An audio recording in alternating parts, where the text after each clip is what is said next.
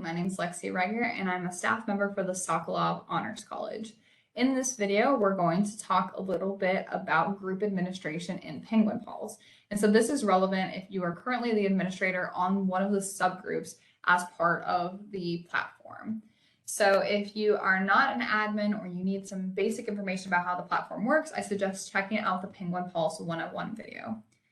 All right, but for our groups, for our admins here, the most important tab for any admin is going to be this Manage tab, and this is going to give you a whole bunch of different functionality. So this Manage tab is also going to be similar to this Manage tab over here. So both of these will get you to relatively the same information. So on our Manage dropdown, we're going to be able to see a few different ways that users are interacting with our group. So for example, if I go to the Events tab, I'm going to be able to see all the events that are currently being housed in the PenguinPulse system. So every screen in this Manage dropdown looks relatively the same and has similar functions. So I'm going to show you in the Events screen. So here I can see what the events are, the different groups, start and end dates, all that good stuff, who's organizing it, if it's virtual. And then if I scroll all the way to the right, I'll be able to see this Actions column. And again, the Actions options will look a little different depending on the tab, but you'll always be able to find one here. So if I want to look at the event, manage the event, edit it, duplicate it, because maybe it's the same kind of event template we need for something coming up later, or message the people who are registered for that event, I can do all of that from here. If I don't like the way that this screen is, I could go to this Edit Columns button, and these are the things that I currently can see in my screen, but maybe there's something else over here I want. So maybe I want to tag in the event type. Is this volunteerism, or is it an on-campus event? Then I can apply that here, and then I'll be able to see here if it's an event or volunteerism.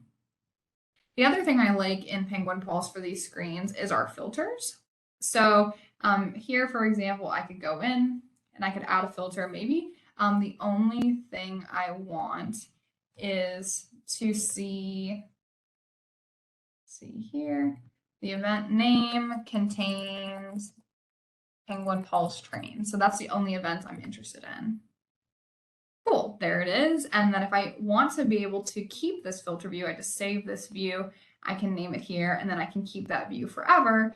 So that way, if I need it later, I don't have to keep filtering every single time. All right, cool. So when we go to shifts, we're just getting a little bit more specific about our events. So within like the PenguinPulse trainings, for example, you can see that I have multiple different shifts for that event because each training kind of targets a different group. So now if I want, I can scroll over, I can see how many people are registered for each shift. And again, in our actions column, I have a few different options. So I could edit the shift. If there's someone I want to add to the shift manually, I could do that here. Message just the people signed up for that shift. If I want to sign people in as they attend that shift, I can do all of that here. Back to our Manage tab, I'm getting even more specific now. So we've seen the event and we've seen the shifts within the event. Now we're going to the user level. So here then, for example, I can see who's registered, what their confirmation is. So for example, I see that Abby did register for the Saturday of Caring. We have some people that are unconfirmed, meaning they started clicking through the training, but maybe they didn't fully finish it. Maybe they needed to wait on some things to finish the registration. And again, we can see additional information about the event, always knowing that we can edit our columns here, and that our action drop down is here. So viewing the person, the registration, messaging them, signing them in. If I want to cancel that spot, if for some reason I don't want that person volunteering in that shift, or if I want to flag them as a no-show. Here's where we can manage impacts. So remember that impacts is an umbrella term for community engagement in PenguinPulse. That could be time, goods, money, voting, all those different forms. So here then, I now not only see the user, but I see what they've been logging. So for example then, let's see, I have a filter on. Let's clear this.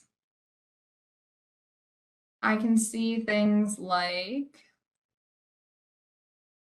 scrolling, a whole bunch of things with the Honors College, all these students who volunteered with Youngstown Cityscape. and I could look at their details. I can see that these impacts have been verified.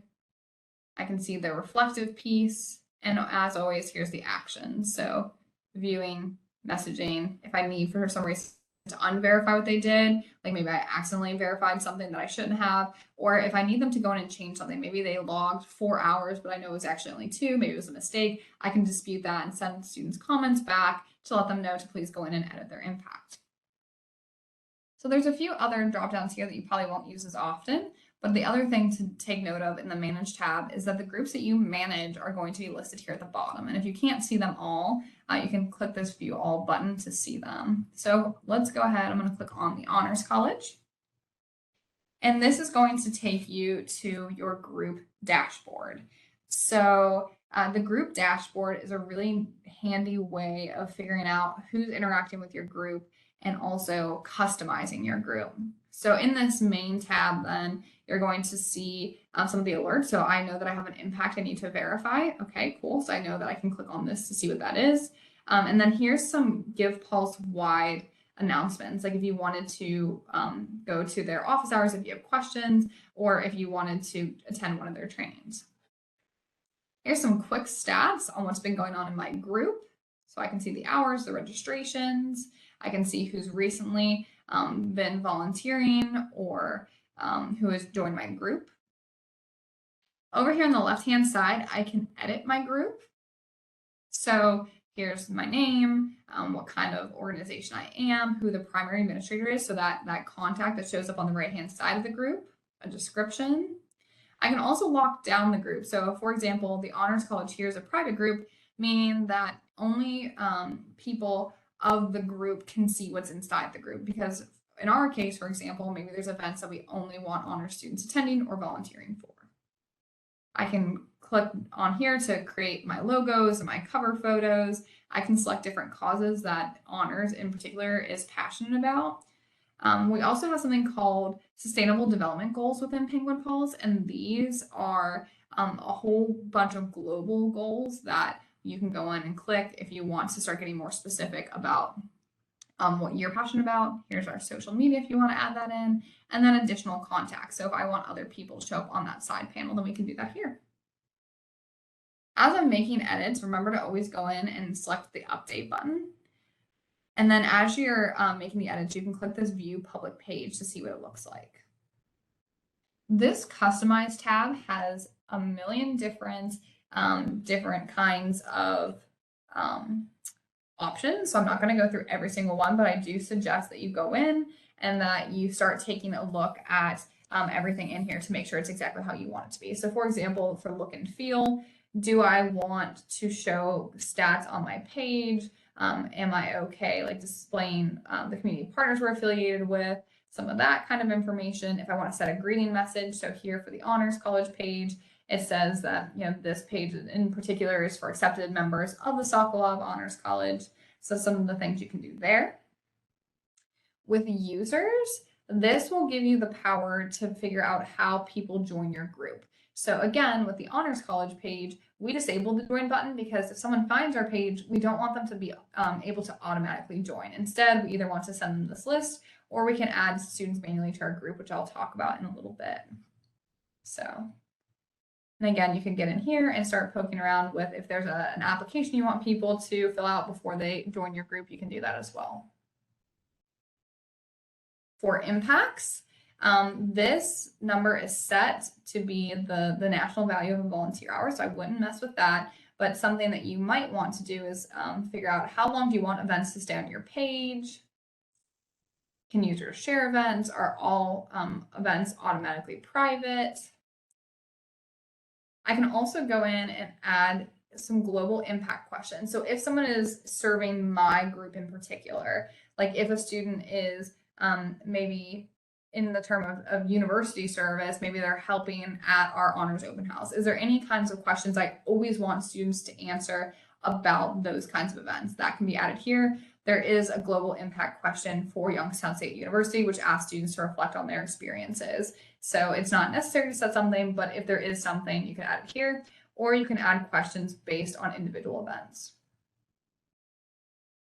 For our events tab, Do we want to show things in the most upcoming events to, you know, the most far out events? How many events do we want to show on our page? Those are some of the options that we can make here. And again, a lot of these other ones you might not use, but you might decide, like email templates. There's a whole bunch here. So if someone joins the Honors College, there's automatically these templates in here. But if I want very specific information to go to them, then I could go in and change these templates. All right, so moving on to our other tabs down here, I have our Users tab. So under the Users tab, this is where I'm able to add people to my group. So again, if you have no issues with making it a public group, people can go in and join as they please. If for some reason you need to really lock down your membership, then you probably either need to send out that private link to students and hope that they join on their own, or maybe the easier way is to go in and add them manually. So if there's only a few, then you can go in here and you can start adding in their information. What might be easier though, I'm assuming you have more than one person you want to add, is you can click here and then it's going to give you a template to upload a CSV file, which will automatically put people into your group. So one important thing to remember about PenguinPulse is that memberships roll up. So for example, if I put students in a subgroup of the Honors College, if I put them under, let's say we have a teaching assistants group, and I put all the teaching assistants in that group, they'll automatically get added to the parent group, which is the Honors College. So that's actually really nice. So we don't have to do the Honors College and then all the individual subgroups as well. All right, back to our users. I could go in and manage who is in my group. So if for some reason there's anyone that I need to take out or add in, I can do that here. I can also change user roles. So there's a whole bunch of different user roles within PenguinPulse. So for example, then an admin has access to all the information about the group. So if I want them to be able to see who's tracking impacts, if I want them to be able to see all the data from the impacts, add people, add events, then that is something that I can do here in the add users function. If instead, maybe you want to make someone an events manager. So an events manager instead is someone who can go in and change events, but they can't make their own events. They can, you know, duplicate things, change details, manage registrations, but again, they can't necessarily add new things on their own. Check-in attendants can go in and check people in when they get to an event. But then really, other than that, you're probably going to see mostly members. So people who are just a part of your group, but sometimes they also end up getting tagged as a participant, someone who came to one of your events, or registrant, meaning that they have registered for an upcoming event. All right, back to the events tab here. We can add events from here. We can add event templates. And then this is going to get us back to the same kind of page that I showed you earlier if I want to go in and manage the kinds of events that I have here. I can see what's upcoming, and back here to my actions.